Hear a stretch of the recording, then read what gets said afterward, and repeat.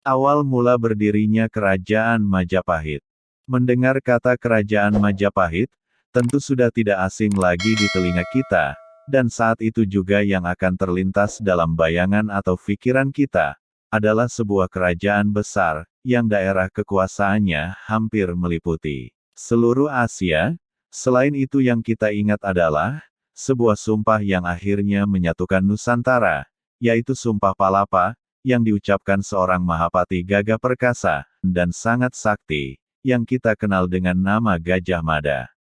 Namun di balik besarnya kekuasaan Majapahit, tentu tidak akan pernah bisa lepas dari sebuah perjalanan panjang, mulai dari awal berdirinya, hingga akhirnya, mampu mencapai masa keemasan, serta berbagai pemberontakan dan gejolak yang terjadi di dalamnya. Namun kali ini kita akan bicara, bagaimana membahas tentang awal berdirinya Kerajaan Majapahit. Bermula dari adanya serangan Jayakatwang yang menyerang Kerajaan Singosari. Raden Wijaya yang bertugas menghadang pasukan di sebelah utara, ternyata mendapati serangan lebih besar dilancarkan dari arah selatan. Raden Wijaya pun kembali ke istana. Melihat istana yang porak-poranda dan terbunuhnya Kertanegara, akhirnya Raden Wijaya melarikan diri bersama tentaranya yang setia. Setelah dirasa aman, Raden Wijaya melanjutkan pelariannya menuju Madura meminta perlindungan Arya Wiraraja. Sesampainya di Madura, tepatnya di Kadipaten Songenep yang sekarang Sumenep, sebuah wilayah di ujung timur Pulau Madura, Raden Wijaya menemui Arya Wiraraja yang saat itu menjabat sebagai Adipati Songenep. Raden Wijaya menceritakan perihal pelariannya ke Madura pada Arya Wiraraja. Setelah mendengar semua cerita yang disampaikan oleh Raden Wijaya, akhirnya Arya Wiraraja menyarankan Raden Wijaya pura-pura menyerah kepada Jayakatwang agar mendapatkan kepercayaannya. Raden Wijaya mengikuti saran itu. Setelah Jayakatwang percaya, Wijaya meminta daerah Alas Terik untuk dibuka menjadi sebuah pedukuhan. Dia berdalih desa itu akan dijadikan pertahanan terdepan jika harus menghadapi musuh yang menyeberang melalui Sungai Brantas. Dengan bantuan Wiraraja, Wijaya membuka daerah Terik menjadi pedukuhan yang diberi nama Majapahit. Nama Majapahit sendiri diambil dari kata buah maja yang berasa pahit. Hal ini karena di daerah tersebut banyak sekali ditemukan buah maja. Setelah selesai membabat alas, dan membangun pedukuhan Majapahit dibantu oleh prajurit-prajurit yang setia pada dirinya, Raden Wijaya diam-diam memperkuat pasukannya dengan dibantu oleh sebagian prajurit Arya Wiraraja. Dia menunggu saat yang tepat untuk membalas dendam kepada Jayakatwang dan merebut kembali tahta Singosari.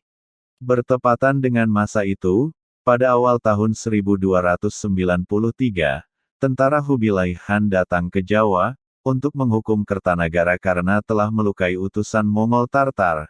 Namun sesampainya di Pulau Jawa, pasukan Tartar baru mengetahui kalau Kertanagara telah dihabisi Jayakatwang. Kedatangan pasukan Tartar ke tanah Jawa dimanfaatkan oleh Raden Wijaya untuk membantunya menyerang dan menundukkan Jayakatwang. Pada saat itu Raden Wijaya berkata, kalau Tartar membantunya menyerang Jayakatwang, dan berhasil menundukkannya, maka dia akan tunduk pada kerajaan Tartar. Maka tentara Tartar pun sepakat dengan permintaan Raden Wijaya. Akhirnya peperangan terjadi. Tentara Raden Wijaya dibantu oleh pasukan Tartar melakukan penyerangan dan berhasil membunuh Jayakatwang. Setelah Jayakatwang terbunuh, Raden Wijaya minta izin kembali ke Majapahit untuk menyiapkan upeti bagi Kaisar Kubilai Khan, sebagai wujud penyerahan dirinya. Panglima Tartar mengizinkannya tanpa curiga. Sesampainya di Majapahit, bukannya mempersiapkan upeti, Raden Wijaya dan pasukannya malah menghabisi para pengawal dari Tartar yang menyertainya. Setelah itu, dengan membawa pasukan yang lebih besar, Raden Wijaya memimpin pasukan menyerbu pasukan Tartar yang sedang dijamu, dan merayakan pesta kemenangannya. Pasukan Tartar yang masih tersisa, yang tidak menyadari bahwa Raden Wijaya akan bertindak demikian, akhirnya pasukan Tartar dibuat kalang kabut menghadapi serangan mendadak yang dilancarkan oleh pasukan Majapahit. serangan itu mampu membuat pasukan Tartar kocar-kacir. Pasukan Tartar ini dapat dibinasakan oleh pasukan Majapahit, dan memaksa mereka keluar dari Pulau Jawa, dengan meninggalkan banyak korban. Bahkan panglima perang yang memimpin penyerangan ke Pulau Jawa, harus melarikan diri, sebelum akhirnya dapat bergabung kembali dengan sisa pasukan yang menunggunya di pesisir utara daerah Ujung Galuh. Dari sini mereka berlayar selama 68 hari kembali ke Cina dan mendarat di Cuancou. Adalah Lembu Sora dan Ranggalawe, dua panglima perang Majapahit yang bekerja sama dengan orang-orang Tartar menjatuhkan Jayakatwang, yang melakukan penumpasan itu. Kekalahan bala tentara Tartar oleh orang-orang Jawa hingga kini tetap dikenang dalam sejarah Cina. Sebelumnya, mereka nyaris tidak pernah kalah di dalam peperangan melawan bangsa manapun di dunia. Ada sebuah catatan yang mengatakan pada pertempuran di Ujung Galuh, saat tentara Tartar berhasil dikalahkan Majapahit, maka saat itulah bendera getah-getih atau merah putih dikibarkan. Kekalahan pasukan Tartar sebagai tanda terbebasnya Nusantara dari intervensi kerajaan asing dan Majapahit menjadi kerajaan yang merdeka. Setelah berhasil mengusir pasukan Tartar dari Pulau Jawa, maka Raden Wijaya kemudian menobatkan dirinya menjadi raja pertama Majapahit dengan gelar Kertarajasa Jayawardana. Penobatan Raden Wijaya sebagai Raja Majapahit diperkirakan terjadi pada tanggal 15 bulan Kartika tahun 1216 Saka, atau tanggal 10 November tahun 1293 Masehi. Kemudian di saat yang sama, dia menyatakan berdirinya sebuah kerajaan baru, yang dinamakan Wilwatikta atau Majapahit.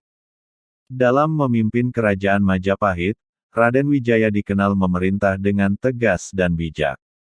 Kepemimpinan Raden Wijaya dianggap cukup bijaksana, dengan mengangkat para pengikutnya yang setia, dalam perjuangan dengan memberikan kedudukan dan hadiah yang pantas, kepada para pendukungnya. Arya Wiraraja yang banyak berjasa ikut mendirikan Majapahit, diberi daerah khusus atau Madura, dan diberi kekuasaan atas daerah Lumajang, hingga Blambangan. Di samping itu Arya Wiraraja dan Ranggalawe, diangkat sebagai pasangguhan Pranajaya, atau pejabat tinggi kerajaan semacam hulu balang istana, yang bertugas merencanakan dan mengambil keputusan, tentang seluk-beluk pemerintahan, yang harus dilaksanakan para pejabat di bawahnya. Nambi diangkat menjadi Patih, Ranggalawe juga diangkat sebagai Adipati Tuban, dan Lembu Sora sebagai Patih Daha Kadiri. Demikianlah sebuah catatan berdirinya kerajaan besar di Nusantara, yang pada akhirnya mampu menyatukan Nusantara, dalam satu payung besar Majapahit. Terima kasih telah menyaksikan video ini, semoga bermanfaat dan dapat menambah kecintaan kita, terhadap warisan Nusantara, dan menambah kecintaan kita terhadap negeri ini. Semakin jayalah negeriku, negeri kita, Indonesia. Sampai jumpa pada video-video selanjutnya. Salam Bhinneka Tunggal Ika.